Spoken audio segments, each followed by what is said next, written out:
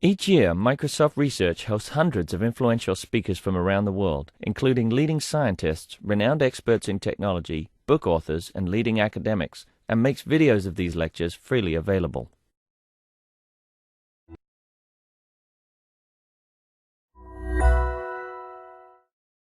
Thanks, everybody. And really, thank you for coming. It's really great to come back and speak to you all, and it's an honor to be here. So thanks. So as Andreas mentioned, I'm from Carnegie Mellon, if you don't know me. And I'm going to be speaking today about computing and the urban experience. I wasn't sure what the audience would be, but so I figured I'd talk about my own research interests, just in case you don't know me. I think maybe at least half of you do. But in any case, the work that I do is kind of cross-disciplinary, and it touches many different subject areas. In general, I tend to identify myself most as a social computing researcher. And by that, what I mean is that in my work, I design, I build, and I research social computing systems. But in the process of that, I also tend to touch other areas, including ubiquitous computing, specifically with relation to analysis of social data, and also with relation to location and mobility and urban environments. So that's kind of an overview of the types of things that I like to touch with my research. One kind of folk observation that can be made about mobile and social computing is that much of the way we interact with and experience the people and places immediately around us is kind of mediated by our devices. And so we use our phones to tell us when the bus is coming or to hail a cab. We take photos of our meals and we share them with people that are far away. We navigate both the new and the familiar with the aid of computer synthesized voices. And so it seems that these kind of mobile and social apps are blurring the lines between things that were once quite distinct. And these include things like the digital and the physical, the public and private, between anonymity and identity, between solitude and togetherness, and between near and far. What's interesting about this is that this kind of blurring is kind of bidirectional. And so on the one hand, the mobile and social software that we as an industry are developing is affecting and changing how we interact with the physical world. But on the other hand, our physical world behavior can be sensed and analyzed through the software that we use and the smartphones that we carry. And so I think it's an interesting kind of, I guess, duality that, that these lines are being blurred and that we're in this moment where we can study people through the mobile phones that they're carrying. Now, this blurring of lines is more apparent, I would argue, in kind of urban environments. And so in the last few years, I've been interested in a new area of research called urban computing, which looks at the intersection of cities, social and sensor data, and mobile and ubiquitous computing. So why cities, right? So what makes cities so different, so special, or so interesting? What is it that makes them study-worthy? Cities have a number of interesting properties that make for unique design affordances for new technologies. And I'll take a moment to briefly talk about a few that matter most to me. I would say that the chief property of cities that distinguishes them, both in terms of, is density. And that's both in terms of the density of the built environment, so the physical buildings and the infrastructure, but also the density of people, so the density of people that live in the city and people that work and travel in cities. So cities are dense. And density creates an extraordinary design opportunity for applications and services that connect us to the nexus of people, of places, and ideas that surround us in a city. And so, for example, ventures like Uber, they just simply would be very difficult to implement and to scale in environments that are not urban. And so it's the density that makes something like Uber as valuable as it is. Cities also have public spaces. Cities are full of public spaces. And these are places where people congregate openly, where they're surrounded by largely by what are essentially strangers. And what's interesting about public spaces is that the flow and the diversity of people that pass through them and the sort of serendipity of the actions and interactions that occur in public spaces make urban public spaces a truly fascinating realm for deploying new sensors and new technologies. And so it's just a really interesting space to work in. Anonymity and privacy. concepts of privacy and anonymity are fascinating to me, especially in cities, because really they frame one of the kind of central paradoxes of the urban experience. That is, despite being surrounded by millions of people within a few square miles, cities are places that afford an enormous amount of privacy. And so to paraphrase something that Jane Jacobs said, she said that privacy is precious in cities. And it's precious simply because you can't get it anywhere else. And so in small settlements, people know your affairs. In cities, people don't. And that's an interesting, it's an interesting way to frame a kind of privacy in an environment like a city. So when I think about this, I really believe that understanding privacy and anonymity in cities is one of the main factors to being able to design successful social urban technologies. And finally, another kind of feature of cities that makes them interesting from this perspective is their infrastructure. So cities have intricate, centralized infrastructures, and they present countless opportunities where technological innovation can enrich the lives of city dwellers that rely on this infrastructure. Given all of that, we might ask, well, what is the goal of something like urban computing? Well, it's hard to say that it has a single goal, because I think it's really defined best as computing for and about cities. But I would say there are several trends and byproducts of this new discipline that have emerged. And these are goals like designing more efficient cities, designing more livable cities, designing more healthy cities, more safe cities, and more productive cities. And some of the examples of kind of new services and applications that we see that try to tackle things like this include applications, for example,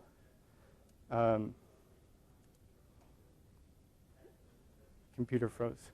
Include applications, for example, like see-click-fix, which empower citizens to take collective action in improving their city. So these are, in this application, basically you're a citizen with a smartphone, and if there's, for example, if there's some problem that you see that you'd like your city government to take care of, you can take a picture of it and send it to the correct municipality.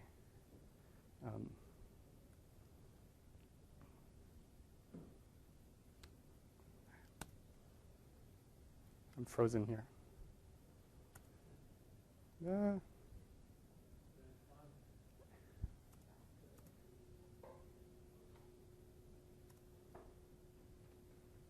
Hi, welcome. You came just in time for my computer to freeze. Yeah,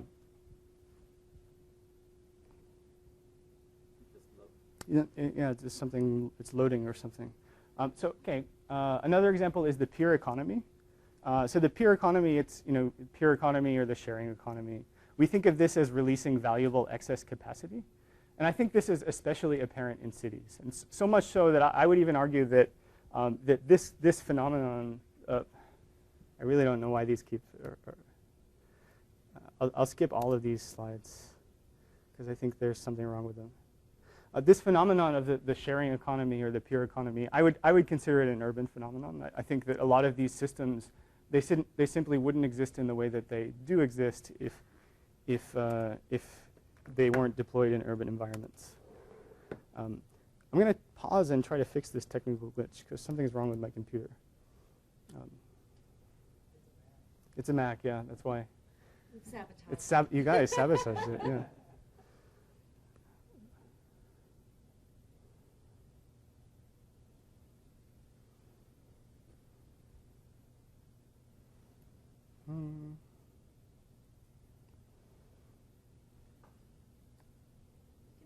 Yeah, I think I might have to. Hi, you guys over there.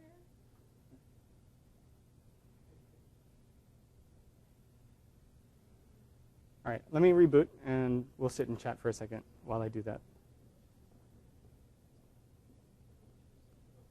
I guess, one of the big things in the news now is Uber. Yeah. Right, and so in the world of the pure economy or the share, what are the best ways for changes to be kind of driven?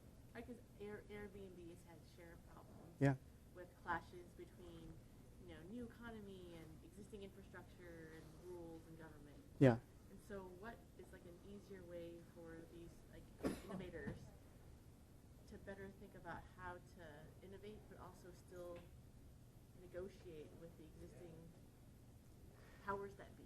I think that's hard to answer for all services, right? And I don't think that there's one silver bullet that would be the key to kind of success in all of these domains.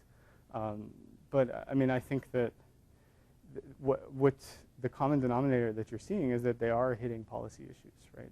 And these policy issues are hugely complex because they're different in every different city. And so it is hard to scale, but I think the strategy that they're taking is that they seem to be kind of ignoring policy and then just trying to fight it as it happens or as they need to. I don't know that that's necessarily the best way, but it seems to be working for them. And they seem to be changing and affecting policy in their favor. In part because I think the market is driving it, right? That Uber, despite like the controversy, it's incredibly efficient and it works really well. They've built a good product. And that, the market aspect of that is driving the policy change. And so governments are adapting because it works so well. So I guess it's just a matter of getting that critical mass. I think that's part of it, yeah. And having the right product for the right time. Yeah, I don't know if that necessarily answers it, but I guess I don't have an exact answer for your question because I think it's a little hard to grasp every scenario. Another question for now. Yeah, go ahead. So there's a sense in which a lot of the solutions we're presenting and discussing are not really specific to cities, but cities are the first place where they cross borders Sure. with point efficiency. Sure. And it's really just a matter of the future isn't evenly distributed, and the cities just don't have the places where they can be achieved. Yeah. This is more of a, I guess, policy question, but I know that Sweden rolled out, like on a government level, their massive fiber optic infrastructure where they targeted the rural areas because they're the ones more in need of the kind of a leapfrogging. Mm-hmm. And I'm kind of wondering, what are the downsides of letting the market find the solutions in the cities first, and what are the types of things that are going to be overlooked by that market-driven solution? I mean, the obvious downside is that things get left behind, right? That you know, it seems to be that the market is favoring, at least for scale reasons, this type of deployment, and that means that just a second. That means that probably like your startups are designing for deploying in these urban settings because it's often easier to scale that way, and that might mean that certain populations are left behind, and it might mean that you need government initiatives to work against perhaps the market to develop innovations for these populations. And I don't necessarily know the right strategy for that, but I think it sounds like Sweden is taking some innovative measures. So, what's the specific? It was just that when they were rolling out the fiber optic infrastructure, I see. they ended up laying a lot of the, starting in the rural areas. I see. Because they decided that they were the ones who needed the new jobs most. Paid by the government? Yeah, by the government. Yeah. So is there data for a lot of these assertions about what you're making about cities? Because some of them, I mean, obviously, Yeah. the Bay Area has San Francisco and a lot of the technologies there first. Yeah. On the other hand, my understanding was Airbnb got a lot of help from the vacation rental market Sure. out of Hawaii. Sure. And that, I mean, there are businesses like Cosmo that made the poor decision Yeah. to leave areas that didn't have sufficient density. I don't think I've made an assertion that's that strong that requires data to be backed yet. But what I'm saying is anecdotally, yes, Airbnb works for vacations, but so did other companies. Like VBRO was almost strictly vacation-based, right? But that didn't see the same sort of kind of growth. And I think where the assertions that I'm making is that the kind of that even though something like Airbnb works very well in vacation spots and in rural spots, it works perfectly well. It's changing a lot in cities. It's changing real estate prices. It's changing the way people think about property and ownership of things. And it's possible that they could have deployed a product that works entirely in non-dense areas, but it would be an entirely different product.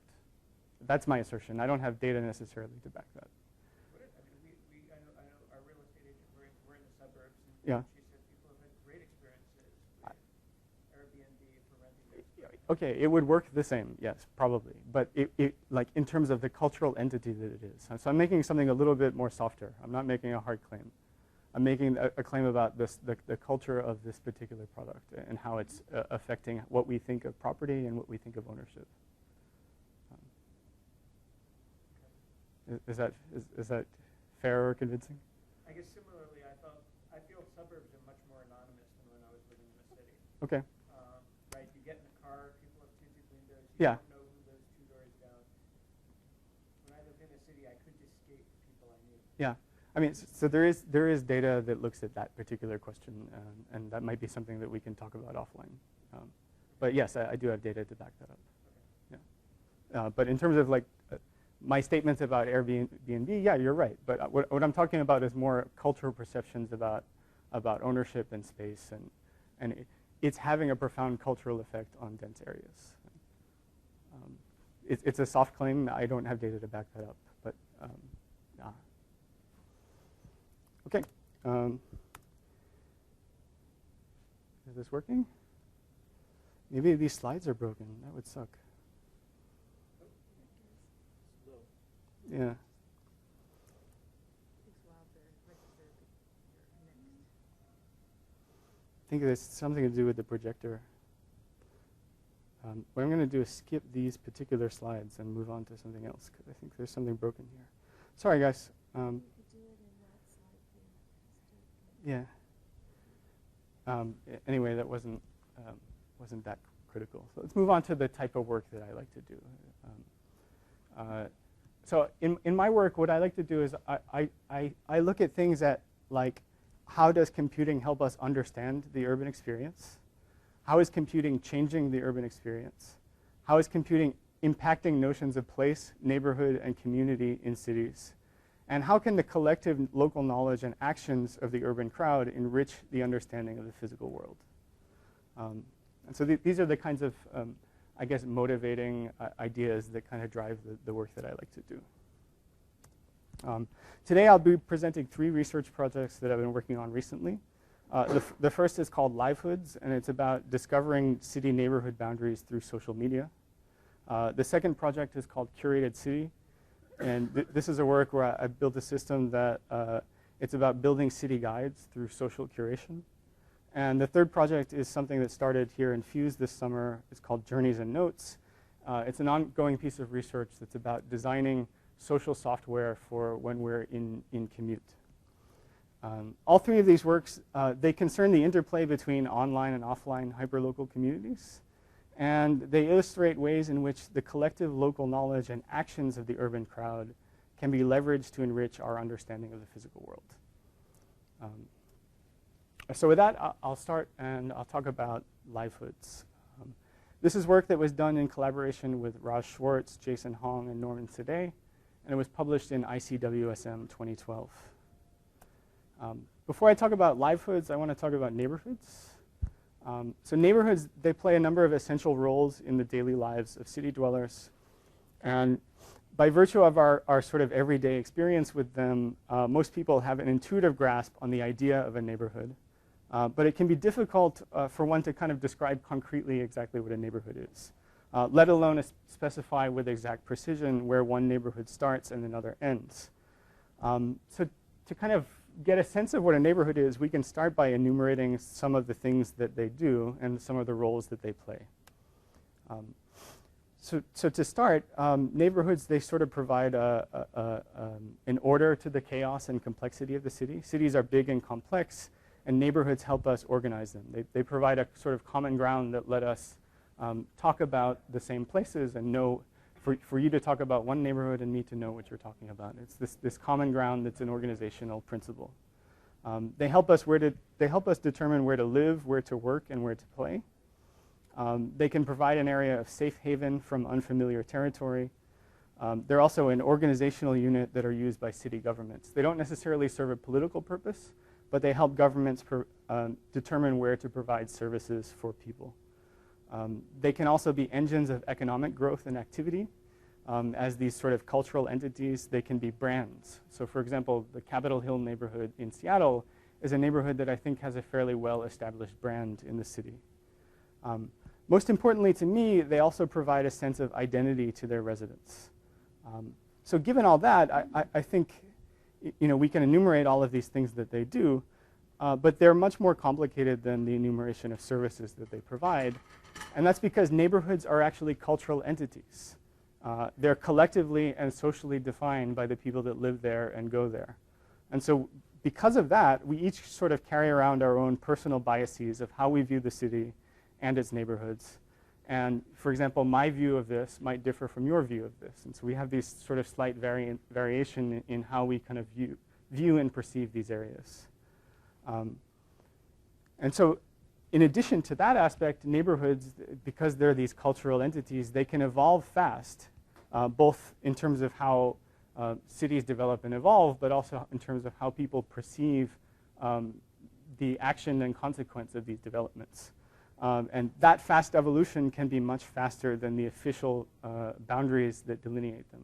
So cities will develop these official municipal boundaries, but the city can evolve much faster than these boundaries do.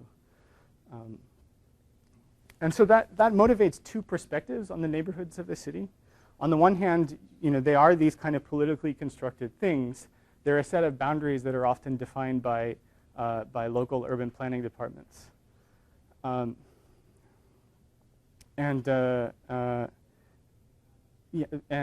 on the other hand, they're also these kind of socially constructed things that are defined from the bottom up. They're these cultural entities. And so we have these two different perspectives. The goal of this work is we want to see, can we use the footprints of the urban crowd as revealed through social media to shed light on the socially defined view of neighborhoods? And so it's this underlying, the underlying hypothesis that kind of drives this effort is that the character of an urban area is defined not just by the types of places found there, but also by the people who make that area part of their daily routine. And so therefore, given that hypothesis, to discover the unique, discover areas of unique character, we should look for clusters of nearby venues that are visited by many of the same people. And so we have this sort of clustering goal now. So we want to find areas of a city, these kind of spatially contiguous areas of the city that are uniquely defined. But how do we do that? Well, we can do that by looking at the people that visit these areas. So let me give a little bit of intuition of how this process works. So if you watch people's movement over time, you'll notice groups of like-minded people tend to stay in the same areas. And so for example, the orange smiley and the green smiley tend to stay to the west side of this picture, and the pink and the purple tend to stay in the east. We can sort of look at these patterns and aggregate this collective behavior over time to form pairwise relationships between the places, between the venues that people are visiting, so that nearby venues are strongly related if they're visited by many of the same people, and weakly related if they're visited by different sets of people. And so by looking at this sort of data, this data of movement patterns, we can start formulating these kind of relationships between places. And given these kind of pairwise relationships, what we can then do is use kind of standard clustering algorithms to segment the city into regions. We call these regions livehoods.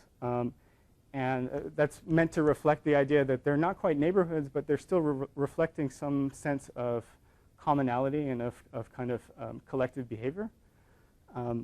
And what's going to happen is you're going to have spatially contiguous areas that reflect these collective movement patterns of the people that visit them. So let me pause here for maybe questions. Is everyone on the same page? Yeah. Yeah, what were the data points you collected? Yeah, I'll get to that in a second. But the data that we're going to look at is from Foursquare. Yeah. Do you have any examples of livelihoods that weren't spatially contiguous in the sense that they might be sort of surprisingly? There are some cases where there is a jump, but there is a contiguity that happens. So I'll explain as to why that happens. There's a strong geographic preference that we put inside the model. So in some boundary cases that might happen, but it's very unlikely. It would be interesting. Yeah, yeah. So to Dan's question, the data that we used here are from Foursquare. So Foursquare check-ins, by default, they're these private They're private data. They're not necessarily publicly shared or publicly scrapable. But some people can elect to share their check-ins publicly through Twitter. And so what we did is we kind of crawled Twitter for these kinds of check-ins. And we built a data set that consisted of approximately 17 million or so check-ins that were shared on Twitter and then aligned and reconstructed via the Foursquare API. And so at the end of the day, we have basically a user ID, a timestamp, a venue ID, a latitude, longitude, and a venue category for about 17 million check-ins. Across one country or one Worldwide. Yeah, so it's a much smaller data set when you start to look in a single city. But yeah, this is 17 million worldwide. I'm going to gloss over a lot of the details of the method used, but I'll kind of touch on some things. So how do we measure the sort of social affinity between two venues? In order for this approach to work, we need to have this kind of measure of what makes one venue similar to another. And just to kind of not use jargon, so a venue is what a person checks into in Foursquare. It's a place. It's a place that they go and they check into the venue to share with other people. So the goal is to develop some sort of similarity between two venues that reflects the kind of social overlap of the people that visit them. So we took a pretty natural approach to this. So we modeled these kinds of venues as a kind of bag of check-ins. So we look at the set of users that have checked into each of these venues. And so if we think of each venue as a vector, each component of the vector counts the number of times a particular user has checked into that venue. And once you do that, you can then use kind of standard vector similarity measures between venues to get a sense of what is the similarity of the people that are visiting these places. And so in our work, we're using cosine similarity. Once we have that, though, now so this gets to Johann's question. If you just use this kind of social similarity, you will get these kind of strange topologies in the clusters. You will get lots of spatial non-contiguities. And the reason is because you have sort of hub venues. So in New York, you have like Grand Central Station, or you have like the airport that everybody goes to. And so what we decided to do to kind of smooth that out is we added a kind of geographic constraint. So we only measure the social similarity between venues that are close to each other. So thinking in terms of a graph where the nodes are the venues, we connect each node to its nearest neighbors, and then we weigh the edges by their social similarity. And so this kind of enforces a kind of geographic constraint while also trying to cluster based on these social patterns. Then once you have this graph formed, you have a nice kind of sparse graph that works really well. We can do some standard graph clustering techniques to form these segments. In our work, we use spectral clustering. There are other things that also work fairly well, but we found this to work quite well. Again, I'm glossing over the technical details. We can talk about them offline if you're curious. The other thing that we did is that once we had these clusters, we wanted to measure relationships between the clusters themselves to get a sense of how two different clusters, how two different neighborhoods are related to each other.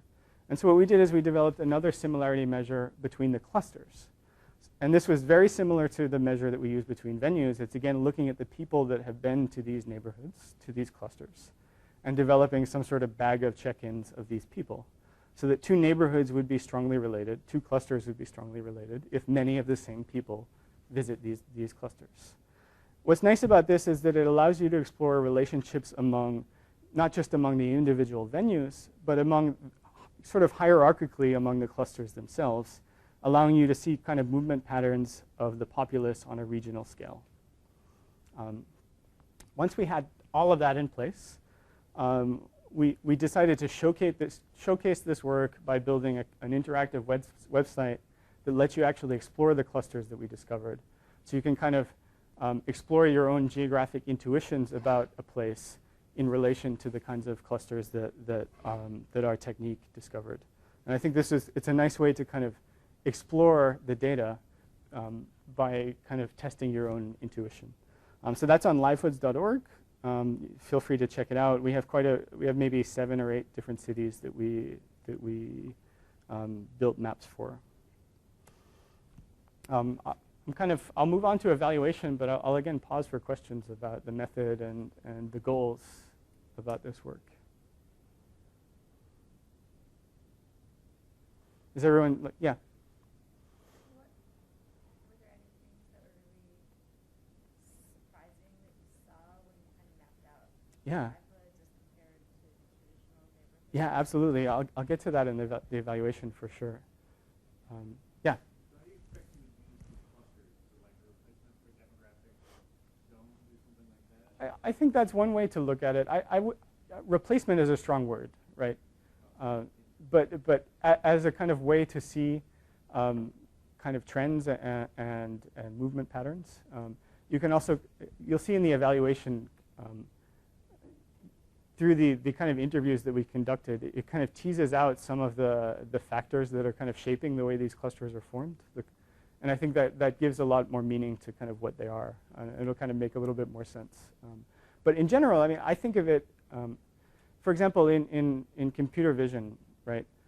A lot of times the first thing that you'll do when you're trying to like process an image is you'll try to cluster it to find some underlying structure, and you'll use that structure to do other tasks. And so I tend to think about this work as like maybe a pre-processing step that other services might lie on top of. So you first are identifying this kind of structure of the city, and then you might try to do additional things with that structure afterwards. And yes, you can kind of directly use it in kind of maybe a social or policy type setting. I think there's a lot of work that needs to be done before that's actually feasible. But I think it's also, I tend to think of it in the context of a system that you might build where this is kind of one component of that system. Yeah. Then the similarity metric that you came up with, have you considered, for example, other metrics? Or, yeah. For example, the similarity of people that are checking in, because on Foursquare, Yeah. you have profile of people. Yeah. Similarity of people I didn't quite look at because I didn't kind of dig into Foursquare profiles. But yeah, you could start building like a demographic profile of people and start to measure kind of and model that as well. But have you considered other metrics to look at how it will impact the model? That's the interesting part, and I'll touch on that on the evaluation a little bit because it gets into the question of like how do you evaluate something like this, which is a non-trivial thing to think about. Because I wouldn't consider this a kind of traditional kind of data mining task. It's a very different task, and I think it requires a different way of thinking about when you're trying to evaluate it. Because I mean, even the question of like considering another metric, well, what does that even mean, and how would I compare these two? There's some interesting questions there. Yeah. Have you thought about how you can measure the strength of a neighborhood? Yeah. I would say Capitol Hill is a really strong neighborhood. Yeah. There's a lot of affinity. Pittsburgh South Side. I've thought of that. Yeah. Where we are now, I think it's kind of a weak neighborhood. Yes. Yeah. I bet there's some great like network measures that could be used in things like this. That is one neighborhood more insular than another, or is one neighborhood more like they kind of spread out, or they go to other neighborhoods, or do they kind of in Pittsburgh, like Squirrel Hill, I'm sure you're familiar, right? Squirrel Hill is kind of like a small town, right? You have everything that you need there, and people that live there tend to stay in Squirrel Hill, right? You don't need to kind of go out. And I think it would be interesting to start defining these kinds of metrics for places and for regions. Yeah. So on to evaluation. Actually, before I get to evaluation, I want to pause on this image because I'm actually really kind of proud of it. This is downtown Pittsburgh. From the perspective of the city government, downtown Pittsburgh is one neighborhood. And that neighborhood starts at the highway and goes to the entire triangle. It's this entire monolithic kind of neighborhood. Notice these are the clusters that we found, and we found 5 different clusters. If you've been to downtown Pittsburgh, you'll know that the character of these regions are very different. They correspond to different land uses and different kind of the function of the different types of entities that you see there. Why I'm proud of this particular image is because you can actually look at the building type of the aerial image and kind of try to overlay it on top of the clusters, and you'll start to see these visual variations. And so you see these skyscrapers roughly correspond to this yellow area. And knowing Pittsburgh, that these skyscrapers it's the financial and the lawyer industries. That fits really nicely into here. The red is this kind of mid-rises over here. This is the cultural district. There's hotels, there's theaters. Down here, this is city government. These are kind of low rises. And this is a school, I think. Yeah, this is a school and some kind of other commerce area. There's like a Macy's here and things. And then this is primarily residential. And again, you see the building structures are different. So I just think that's not really an evaluation, but I think it's interesting to see how the physical form maps onto the structure that the algorithms discover. And so I know, John, you know Pittsburgh, right? Anyone else know Pittsburgh? Yeah, Janice does. So how do we evaluate this? So let's go back to this question. I think it's a really interesting question, and we thought about it for a long time. And usually when you develop some sort of clustering algorithm or you develop some sort of data mining technique, you have some quantitative way of evaluating it. You have some objective that you want to optimize. In this case, for this problem, we didn't have such an objective. Really what we were looking for is we're looking for regions of the city that have social meaning for people, right? That people identify with these regions and that they can impart some sort of meaning onto them. And so we wanted to ask, yeah, do residents derive meaning from the clusters that we discovered? And can these clusters actually be used as a way to kind of elucidate the various forces that shape and define the city? And so again, for these types of goals, it's very difficult to design some sort of quantitative metric of measuring this. And so what we did is we decided to approach the evaluation qualitatively. So we interviewed 27 residents of Pittsburgh. The residents were recruited through a social media campaign and through various, by contacting various neighborhood groups. And each interview, it lasted approximately 1 hour. It began with a discussion of the participants' background in relation to their neighborhood. We asked them to draw the boundaries of their neighborhood as they perceived them. That's a key qualifier, right? As they perceived them. So we're asking directly for their perception of their own neighborhood. We asked if they could identify anywhere in their neighborhood where they felt there's a shift in feel or a change in character. We asked if there's anywhere in the whole city where they felt that municipal borders were changing or were in flux. And we showed them a map of the official neighborhood boundaries that are defined by the city, and we asked for their specific feedback on what they saw. So that's a way to kind of test their perceptions of the official boundaries in addition to their own perceptions of the city. And finally, it was only after getting all of that data did we show them the actual clusters that we discovered, and we asked for their reaction to those. And so we didn't want to kind of top load the interview with showing what we had discovered. We wanted to get as much data as we could prior to that. So there's a lot of we discussed a lot of interesting results and findings in the paper. I don't have time to discuss much of them. But what I do have time for is to give a small case study of a single neighborhood in Pittsburgh. This is the South Side. And so let's take a quick look into South Side Pittsburgh. So maybe the 3 or 4 of you that know South Side, this will sound familiar. The rest of you, I'll try to give you a sense of what this is like. So here's kind of my cognitive map of what South Side Pittsburgh looks like. You have one long strip. That's the red area here. This is largely commercial. It's an area where there's a lot of bars and restaurants, kind of independent small bars and restaurants. It's very dense, and then you have this area at the end to the east in purple that is actually a shopping mall. It's kind of this newer outdoor mixed-use shopping mall development called Southside Works. Super fancy. The green areas on either side of this Carson Street are residential. And then you have this blue area here that kind of sits in the middle. This is a small strip mall with a grocery store and a few other things, like a liquor store and a dollar store, and maybe one restaurant. Anyway, that's Southside Pittsburgh. Here are the clusters that we discovered. You'll notice some interesting things right off the bat. This one on the right actually goes across the river, and I'll talk about why that is in a second. But then you see two along this kind of commercial strip, Carson Street, and then you have this kind of blue area here. So I'll talk about what our participants thought about this area and what they thought about how the clusters, what the clusters meant to them. First, let me talk about the distinction between this green area and the red area, livelihood 8 and livelihood 9. Almost everyone that we interviewed felt that there was a distinction between livelihood 8 and livelihood 9. And this is because largely livelihood 9, again, it's this outdoor shopping mall. It's very different in character from the rest of the city. And this was described as being a different mix of people that come and shop here. Usually people that come to shop in this area are coming for the destination. They're coming from outside of the neighborhood to shop in these larger kind of national stores, whereas the rest of the neighborhood is kind of smaller independent shops and restaurants.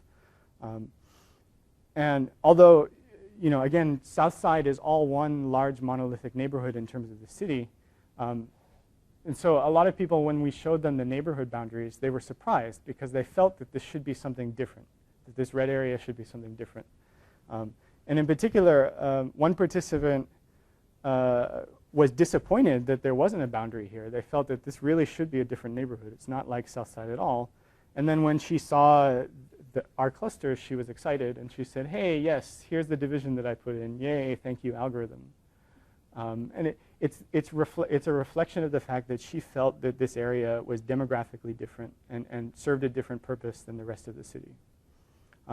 Now, I'll comment again as to why this cluster crosses the river. Usually neighborhoods don't cross rivers. City planners don't typically draw boundaries like that. But activity patterns can. And in this particular case, on the northern side of the river is an industrial park. So there's offices, but nothing else. And so there's no other restaurants that serve these offices.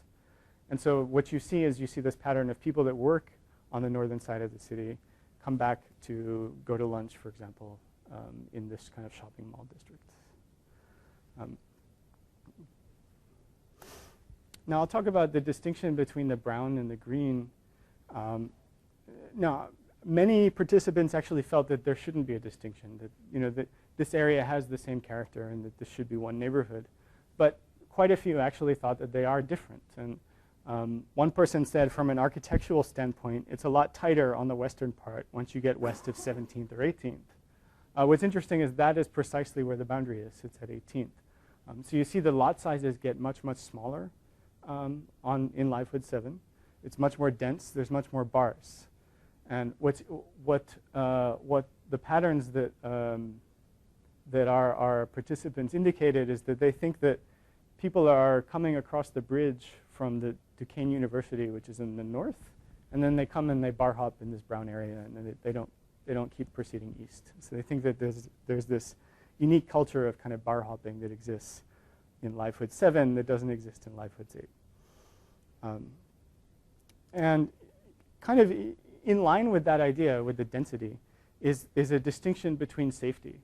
And so we talked to one participant who actually lived in both areas, and she said, actually, I feel that they are distinct. She said, whenever I was living on 15th Street, which is in the brown area, she said I had to worry about drunk people following me home.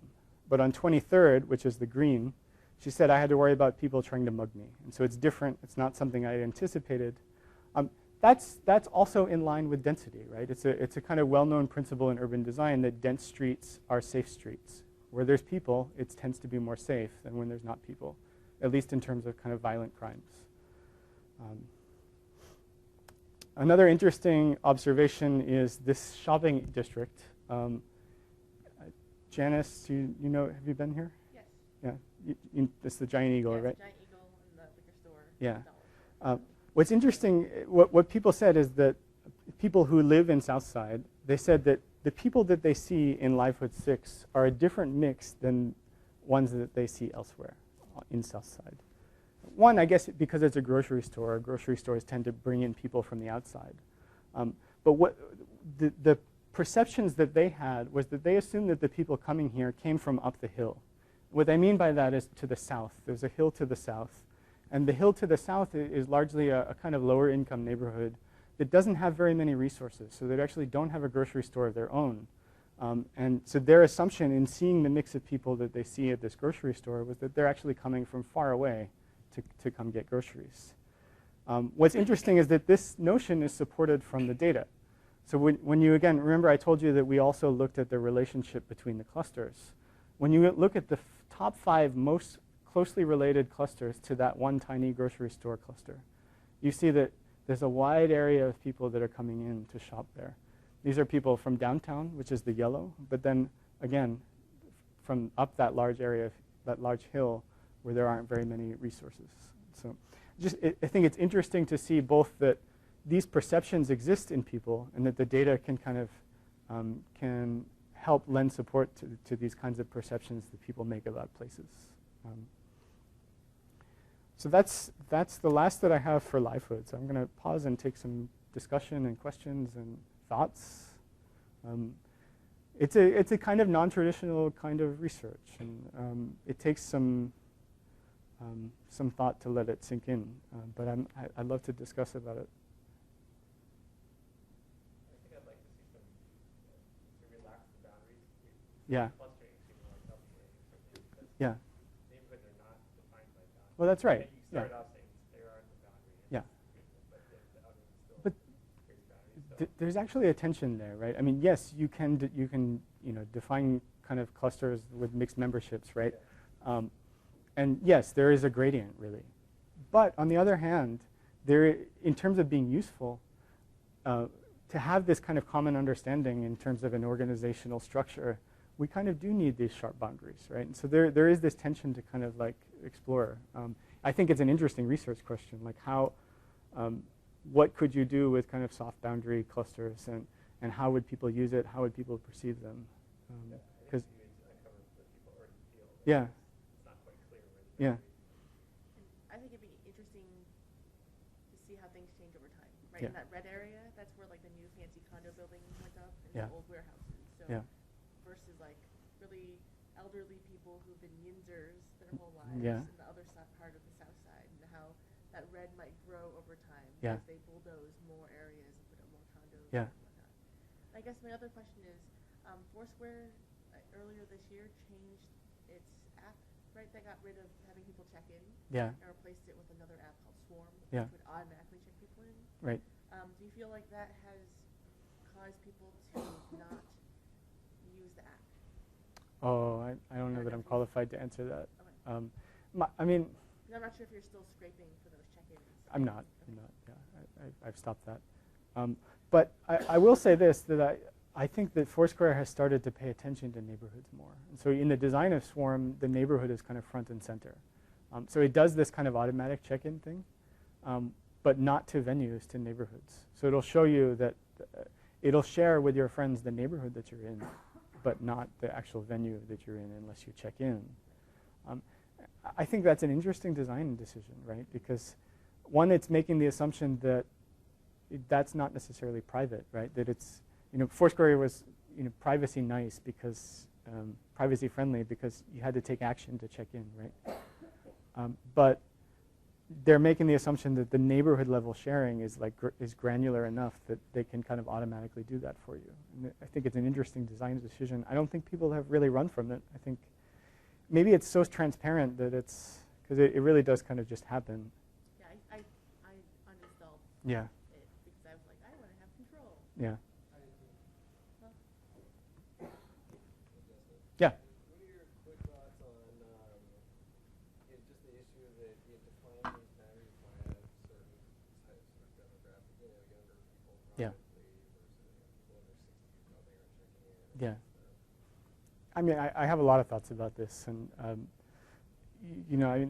for whatever reason,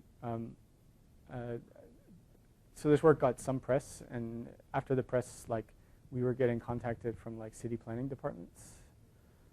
I was kind of resistive to resisting that kind of interaction. I mean, it's nice to learn from them, but yeah, the data is very biased, and it's only showing how one segment of the population is kind of their collective views and activity patterns, and so it's leaving people out for sure.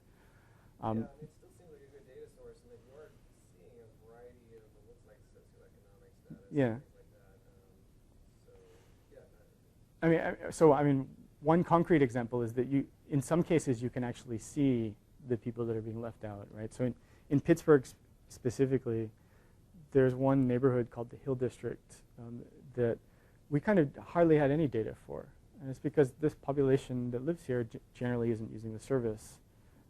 And so they're not reflected in the maps. And that's, it's really an obvious example. There's a big kind of donut hole in the map. Yeah? Were you able to see when neighborhood boundaries have a low fidelity in your qualitative evaluation? I mean, did that reflect, did that like low quality of the data reflect in kind of what you got back from? I mean, for cases when like things are left out, or for cases when it's not entirely sure.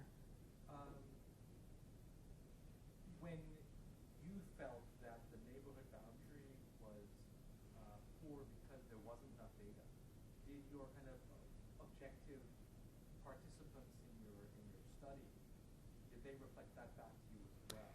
As kind of double check on your intuition? In one case, yes. I mean, the problem is there's a sampling bias. And so the participants that we sampled often tended not to be familiar with the neighborhoods that I felt we didn't have good data from.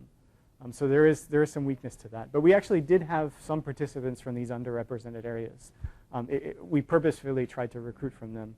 And yeah, they reflected that, yeah, the boundaries are not as strong and don't necessarily reflect the data in the right way. Yeah. But that, I mean, it's a hard problem, yeah. I think that the question, though, is really interesting, right? If, you know, it's an interesting and conceptual idea to think about how one demographic group views the boundaries and how another demographic group views the boundaries. I think that is a research question. I think you explored that a little bit, right? You looked at like how gender affects boundaries. Yeah. Yeah, yeah. I think it's a fascinating idea. And the temporal as well, like city boundaries change over time, right? Like the central business district almost ceases to exist at night, right? I mean, in almost every city, right? And you see these different kinds of temporal rhythms that come into play. And so, yeah, I think there's really lots of fascinating like next steps. Okay, I'll move on. And no more questions? So the next work is from Kai 2014. It's about a system that I built with colleagues Kurt Luther, Patrick Kelly, and Norm Today, called Curated City. So let me talk about Curated City. First, I want to start with a short discussion about city guides. So here's the cover of a New York City guidebook. It was first published in 1939 as an artifact of the Federal Writers Project. Does anyone know what the Federal Writers Project is? This is a WPA initiative. So it's a Depression-era initiative where out-of-work writers were paid to write about places. And so they developed guides for all over the country. And so, so it's basically it's a stimulus program. I mention this because I think that the fact that the government took this initiative just to kind of document place, it indicates how important local guides are. Like this much resources felt like an important enough resource to kind of to devote national attention to. And so we might ask then, what makes them so important? Of course, you know, there are lots of answers to this, but my two opinions are, one, I think there's an intrinsic value to documenting and understanding human culture. And of course, much of human culture is kind of centered around the concept of place. Places are, after all, where culture is produced and where it kind of evolves. And they're also kind of a critical aspect for understanding culture. So local guides are then kind of one way to document our culture is by focusing on documenting places. But secondly, I think guides encourage economic activity. And so by kind of revealing and describing local secrets, for example, the best view or a quiet walk or a safe street or the best tacos, guides help lower the burden for exploration cost and for finding desired places and activities. And so it's perhaps the second aspect, the kind of economic aspect of of local guides that drives kind of a lot of the activity that we see in terms of online social guides. So you see lots of really familiar and big companies such as TripAdvisor is a TripAdvisor page of a Belgian cafe in Pittsburgh, and a Google Maps page about a Pittsburgh seafood restaurant. A lot of my research is Pittsburgh-based. Here's a Yelp page that highlights a restaurant specializing in cured meats. Now, a lot of these have a very similar form. And two of the most common features of online social guides are user-contributed venue ratings and user-contributed reviews. So ratings are great because reviews are good because they allow people to be maximally expressive in their personal experiences at a venue. So you can write exactly what you feel, and that's good. It's good to allow people to be expressive. They can highlight what they like and what they don't like. Ratings are good for the opposite reason. They kind of allow minimal expressiveness, but they allow kind of us to easily aggregate and make an assessment about the quality of services at a particular place. And so it's nice. I think that's why you see this kind of equilibrium, that these are the two components that you see on these typical review sites, because they're kind of opposite functions. So I highlighted why they're useful, but I think they also have a lot of flaws. So let me talk about the problems that I feel, the problems that exist with reviews. The first is TLDR, too long didn't read.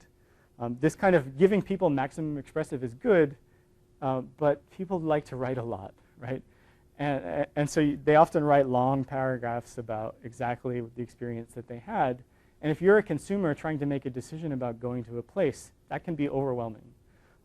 It can be overwhelming, and it doesn't necessarily generalize to the experience that you will have, right? That reviews can be overcritical of ungeneralizable things, such as a dirty fork. They also have a lot of duplicated efforts. So people will write the same things over and over again because we have similar experiences at the places we go. That's a good thing, right? That means that we can start to kind of see a trend in the kind of reviews that people are writing, but it means that you have to put effort in to kind of see what that trend is. Yeah, so there's a significant amount of redundancy here.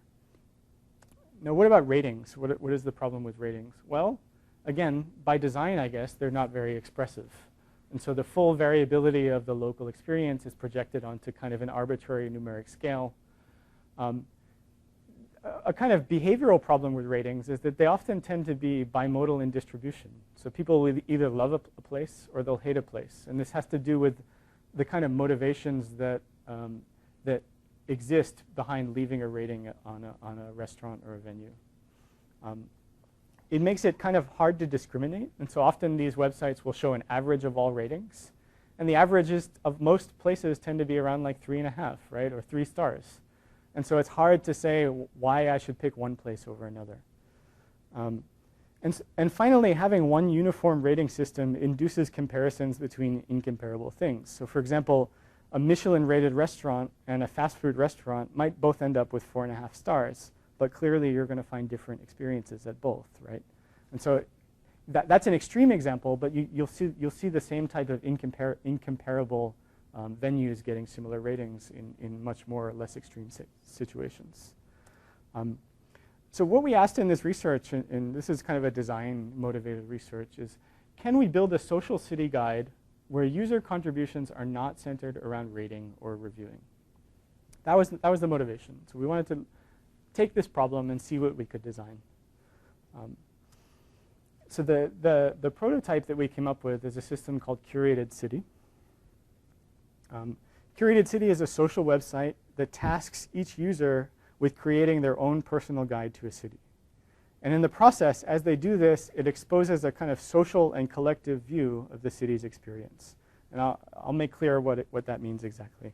But let me just say that the prototype has 2 components. The first component is a map page that's on the left. And the second component is the user's homepage or their own personal guide. That's on the right here. This gives their presentation of how they view the city. This is like their personal guide to Pittsburgh or their personal guide to Seattle. Let me start with the map page. The map page is designed with 2 segments. On the left, of course, there is a map, and the map has an interactive overlay of the city's neighborhoods. And these are So that users can click on these neighborhoods and drill down to get more information about venues and activities there. On the right-hand side is a social feed displaying activity and content from all the users in the study. And so when you actually drill down and you click on a neighborhood, you'll see the feed appear for that particular neighborhood. And you can further drill down to a particular venue, you'll see the feed appear for that venue. And so you'll see things on the right, you'll see there's actually, we've designed it in these sort of cards where you see a hierarchy between the city, the neighborhood, and the venue. So there's 3 different granularities of the feed. Content that users share comes in 2 forms. They can share Instagram photos, or they can share something that we call experiences. Now, experiences are short, free text descriptions of a particular venue. Now, all of this content can be tagged at a venue, right? So I can tag a venue with an Instagram photo, or I can tag it with this kind of short free text description. Next to each piece of content is a little plus button. That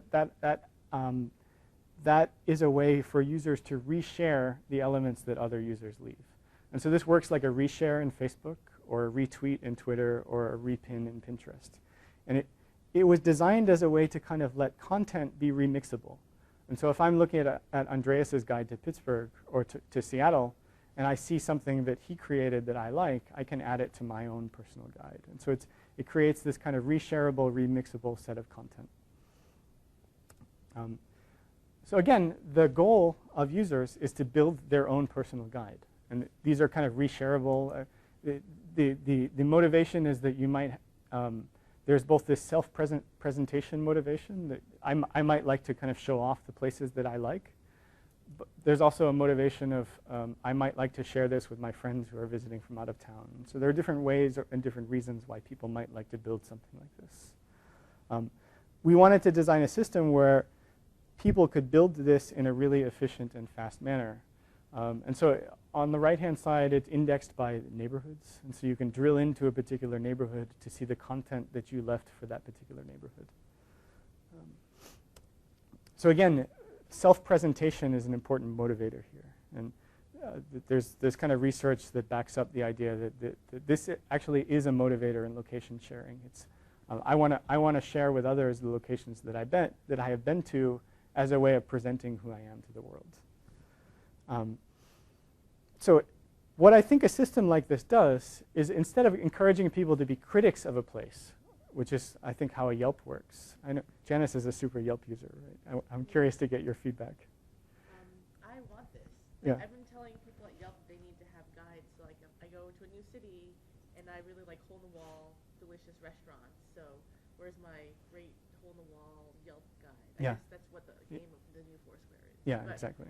this is great because instead of having to dig out bits and pieces from emails that I send to people, I can just be like, here's my personal guide. You're visiting Pittsburgh next week. Yeah, and so I'll get into our evaluation, but that actually happens quite a lot. So a lot of the participants that we had for this system said that happens to them so much. They have people visiting from out of town. They want to give them advice. They wish they had a system like this that they could just pass along. Or even just for remembering yourself. Like, oh, Yeah. I go to New York every couple of years. Right. There's great restaurants. Right. How do I remember? Right now I have to go check in on Yelp and then reform my map. Yeah. But if I could just have my own personal page. Yeah. So let me drill into what exactly the kind of key ingredient of this whole system is this experience. What is an experience? Now I described it as a short free text description of a venue, but it's actually a lot more structured than that. Experiences are answers to this prompt. This venue is my favorite place in the neighborhood for blank. And all of users, whenever they input this experience at a venue, they're given this prompt and they have to complete the prompt. Now, what I love about this idea is that it's really deceptively simple. I mean, it's a simple idea, but there's a lot of design packed into it. For example, the word favorite nudges people towards making positive sentiment statements, right? It's not like a Yelp review where you're leaving something totally nasty about a venue because it did something that you didn't like. You're saying something that you liked about the place. The word favorite also implicitly forces people to rank nearby venues. Favorite implies that it's the top of the stack, right? So it implies this implicit ordering of the actual experience that they're tagging. The word neighborhood limits the range of comparison. And so they're saying that this particular venue is the best at what it does in this particular region. And finally, the fact that it's free text encourages people to be creative. But the fact that it's limited to be very short, it's only, I think it's 50 characters, it encourages maximum reusability of this kind of content. And so if we go back to this idea that content is reshareable and remixable, this means that by limiting the size of this kind of free text, it means that people will have similar sentiments that they'd like to express. There's a large overlap in the types of things that people would like to leave. Let me make that a little bit more concrete. So here, everybody is contributing short textual answers to the same prompt. And so they're all thinking about solving the same problem. And they're all annotating the same set of venues because the city is this kind of closed environment. That means it's easy to aggregate along these common experiences. And so here, two people each have their own individual views of the city. They each have their own individual set of experiences. But there's an overlap here. Both of them think that Butter Joint is their favorite place in the neighborhood for craft cocktails. And because of this overlap, you see this aggregation. And you see that the positive experiences will start to bubble up to the top. And that's an intentional design element that was built into the system that uses this idea of remixing as a way to curate these kinds of sentiment, these kinds of statement. And so guides that are remixable to highlight the common urban experience. What I like about this, I like a lot of things about this design, but what I like is that it highlights the fact that cities are both individual places and they're kind of collective places. They're places of collective experiences. We have these shared experiences, and this lets us express both. So we designed a qualitative study of this work. What we did is we recruited 20 people to use the system simultaneously so that they can be embedded in this kind of collaborative social setting for 2 weeks. And we used that experience as a kind of technological probe to explore their perceptions of this kind of activity and their perceptions of how they might use a system like this, what they liked, what they didn't like, things like that. We also wanted to look at, do people collaborate? Do they pay attention to other people's content? Or do they focus solely on their own guides? Again, collaboration was a key part of the design. We wanted to see if it actually happened in practice. Let me talk about what people did. In total, there were 1,200 experiences that were shared, 259 reshares. And so there was actually some remixing, even in this small, controlled setting. They weren't required to reshare or required to necessarily look at other people's guides, but they did that anyway. It was this kind of natural curiosity. In addition, they weren't required to share any photos, but people really liked sharing photos. That's a lesson of this study. We did require them to share 3 experiences a day.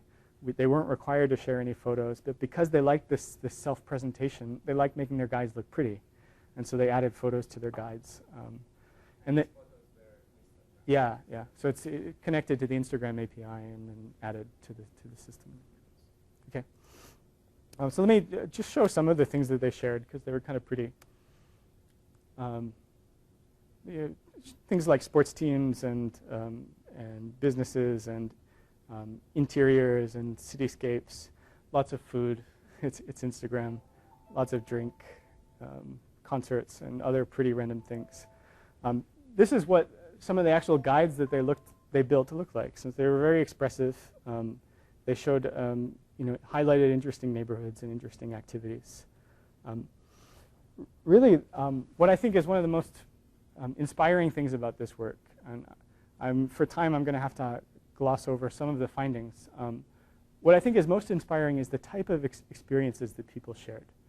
Because I think these are things that are very difficult to find in any other kind of local search, any other kind of local guide system. Things like a night view of downtown, or forgetting that you live in a city, or locally brewed beer, or watching a soccer game, or views of Market Square, or watching kids run around the fountain. Emery, I think you've done some work in Twitter that tries to extract things like this. Here's a way to kind of design a system that intentionally tries to get these activities out. I think it's very inspiring that these things came out, and yeah, I think it's cool. What's the haunted former brothel as a restaurant? I don't know. There's apparently a brothel downtown. That, yeah, it's very specific. Yeah. Have you thought about doing, for example, topic modeling on the reviews of these venues on Yelp and see if they are matching? No, I haven't actually. That's a good idea. Yeah, I mean, so that's one point is that Yelp has started to kind of pull out these kind of overlapping commonalities. So that happened kind of simultaneously to this study happening. I think it's a very good start. But I think where this differs is again the motivation. In Yelp, you're motivated to be a critic. Here, you're just motivated to say things that you like. Let me just say one thing about some people liked resharing, some people didn't. I'm going to skip over lots of this and talk about this idea of like leaving only positive sentiment statements. So this prompt favorite and encouraged people to share experiences with positive sentiment. And people really responded very well to this. They liked this design element, and they contrasted it with things like Yelp, which can be overly like bipolar and overly negative. One person said, I thought it was the best part of Curated City. You had to really think about what in particular it is you liked so much about a place, and it makes you concentrate solely on what makes it good. Another person said, it's like if you don't have anything nice to say, you don't use it at all. What was interesting is some people didn't like it. They wanted to say something negative, but they found a way to do it in the system with working with the prompt, and they would just do it in a sarcastic way. And so one person tagged a venue with favorite worst smelling dumpster in the city, and another place with favorite place to get hit by a car. And so and other participants actually responded really positively to this. They thought it was fun and interesting and a great way to kind of be playful with these kinds of designs. So just some final thoughts, and again, I skipped over some things because I want to get to the last project. I view this as a way to kind of democratize city guides, and because it's often privileged neighborhoods in privileged cities that get documented most. And so this is a way to kind of have a bottom-up way to give communities a way to describe themselves what they like best. And I think that's a kind of nice message to end with on this. Let me take one question on the Curated City work, and then I'll move on to the last section. If there's no questions, that's fine. Okay. So I don't have very much time, and I'd like to have some discussion for this as well. But I want to talk about Journeys and Notes, which is a project I did at my internship here. This is work joint with Sarah and Andreas. And in this work, we looked at this question. We wanted to know, do people that share common trips constitute a community? One way to think about this is that we're always kind of going somewhere. It's part of maybe the modern human condition that we're always a large segment of people are always in transit. It's because of the jobs that we have, because of the demands that we have. We're either like stuck in limbo at an airport somewhere, or on a bus kind of surrounded by the same familiar strangers we see every day. And it's really an interesting kind of strange moment that has not really been designed for very kind of intentionally before. And so we wanted to kind of take this and see what we could do with it. So we decided to build this system. I apologize for skipping over a lot. I want to kind of take some questions. We decided to build a system where we would connect people that have common paths. So they're on trips that have a common origin and a common destination. And given this kind of commonality, build a kind of social experience around that. And so the idea is that prior to taking your trip, or during your trip, or after your trip, you would check into that trip by specifying the origin and the destination. And that unlocks this social experience where you can connect with other travelers, share messages with them, and kind of learn from them, and maybe just feel connected to them. We didn't really want to kind of assign too much structure to it beyond that. We wanted to see what people would do with it. We did want to have this be useful both for longer trips and for shorter trips. And so we accomplished that by having a variable radius that connects people. So for longer trips, if I'm traveling from New York to San Francisco, maybe the radius is the entire city. But if shorter trips, maybe it's like my block. So I'm connected with people that start near my block and end in the same block that I'm ending. And so it's a way to create these kind of virtual spaces around the commonalities that we have in our movements. So I don't have much time to talk about too much of the design other than to say that we designed it to really connect with the natural experience of travel, right? So travel is a strange kind of anonymity of, maybe you recognize the people around you, but you don't necessarily know who they are. And we're not trying to necessarily connect you with them as a friend, but as a fellow traveler. And so we designed kind of a system where you're given these pseudonyms. Your identity is attached to these system-assigned pseudonyms. And we build this social experience where it just kind of seamlessly happens around that kind of identity.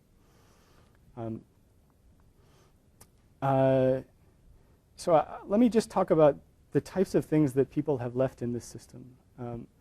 So we did release this about a month ago, and we have a decent amount of usage already. And there's been some really inspiring things that people have left. And so, for example, here's a message that a person left. He or she is saying, I'm waiting to leave from New Jersey to the Air Force boot camp in Lackland, Texas. And so, again, we didn't want to kind of prescribe what it is people should write about, or even who the exact audience was that they were writing to. Yeah? How large a radius do you need for New Jersey? It's probably like 30 miles. Oh, really? Yeah, 30 miles is Smaller than I would've thought. 30 miles is the maximum. So there's like there's a cutoff. Yeah. So roughly, I wanted the maximum to be like a city level. That just seemed like. Texas and New Jersey? Yeah. Well, no, but so what? Radius for this too. No, but what it means is that someone that starts within 30 miles of where I start and ends within 30 miles of where I end. Right. Yeah. Right. Yeah. That's amazing. You have more than one person. No, this is just one person so far. Yeah. But the point I wanted to make is that we didn't want to tell necessarily people who it was they're talking to or what it is they should say.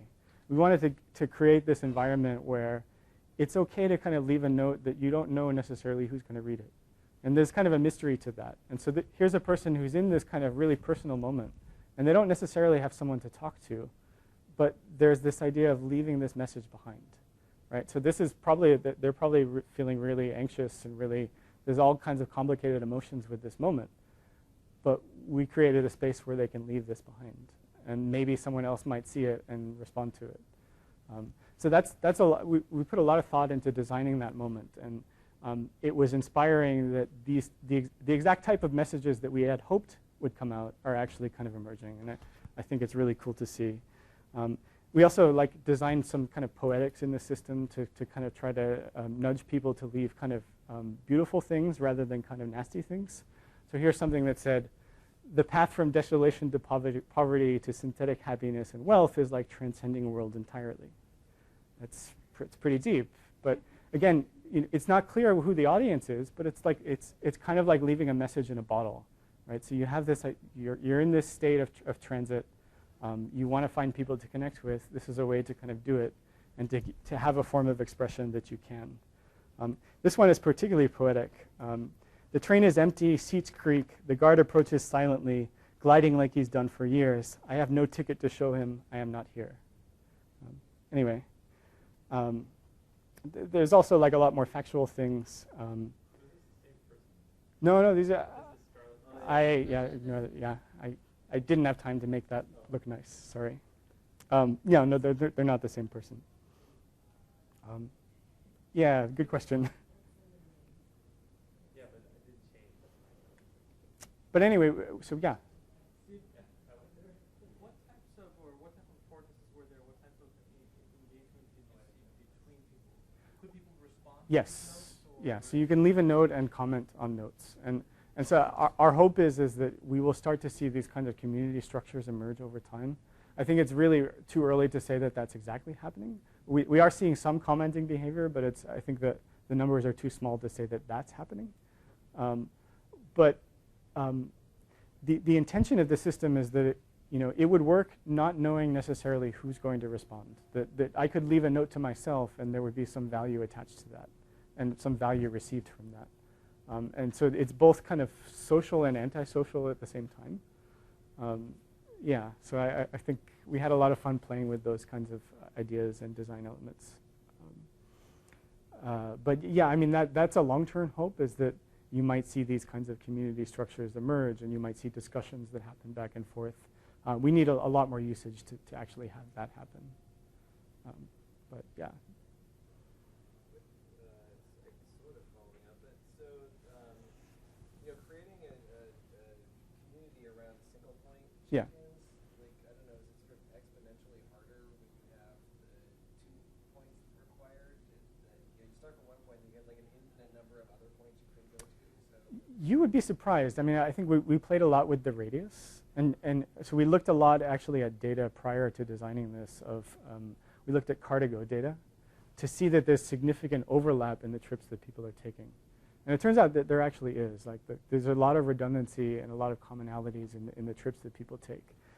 Not just spatially, but also spatio-temporally. Like there's a significant amount of trips in Car2Go will start near each other, end near each other at roughly the same time. Like maybe like translated by half an hour or something. Aside from commuting, yeah. But again, it's the regularity of the schedule, right? That you probably take the same commute every day, and we were hoping to create a habit where you would check into this experience every day, and even if you're writing to yourself at first, that's still okay, right? It can be used as kind of a journal where you can keep track of your travel thoughts, and maybe someone else might come along and start interacting with you, and that would be awesome. And so, yes, on the surface, it might seem exponentially harder, but only if you're talking about the exact point. If you start to soften it a little bit, it actually becomes feasible. yeah, doing that when you're in a taxi or self-driving car or whatever. Yeah. Like, 'cause then you can sit there Yeah. while you're at this route. Yeah. People maybe take them. Did you consider softening your definition of physical location to something more conceptual? For example, Yeah. over Thanksgiving, it might be, location might be just any college town Yeah. home, Yeah. regardless of where they physically are. Yeah. Or even like looking at categories of places like bars Yeah. to like homes. I don't think we've considered exactly that scenario, but that's really fascinating. Yeah. We have the room reserved until 2 minutes. Okay. So last questions. And Justin is going to be around today and tomorrow, so feel free to talk to him afterwards as well. So one last question. Okay. Well, thanks, Justin. Thanks.